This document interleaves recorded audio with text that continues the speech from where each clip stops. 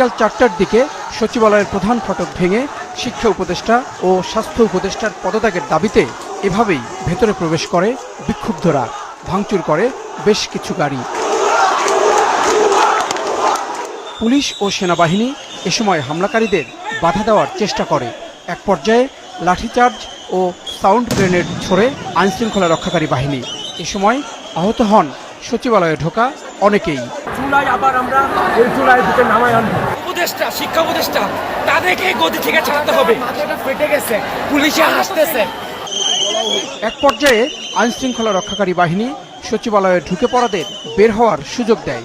তারা গেটের বাইরে বেরিয়ে সচিবালয়ের ভেতরে ইট পাটকেল নিক্ষেপ করতে শুরু করে।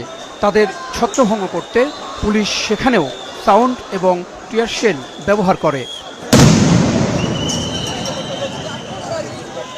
সরকারের সর্বোচ্চ প্রশাসনিক কেন্দ্রে এমন ঘটনায় শঙ্কিত কর্মকর্তা কর্মচারীরা। 600 গজের মধ্যে কখনোই সচিবালয়ে আসে নাই। আমি 28 বছর চাকরি করি এখানে, 28 বছরের মধ্যে আমি দেখি না এরকম। এই এখনই দেখতেছি এটা। সাধারণ সিভিল লোক যদি একটু তাদেরকে বাধা সৃষ্টি করতো তাকে তো মেরেই ফেলতো। এটা হতে পারে না, সম্পূর্ণ অন্যায়। এভাবে যদি চলতে থাকে এভাবে দেশ চলতে পারে না।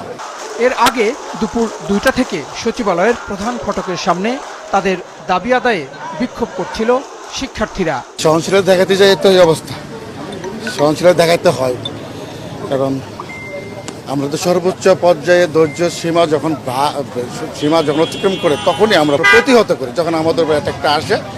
বিকেল 5:30টার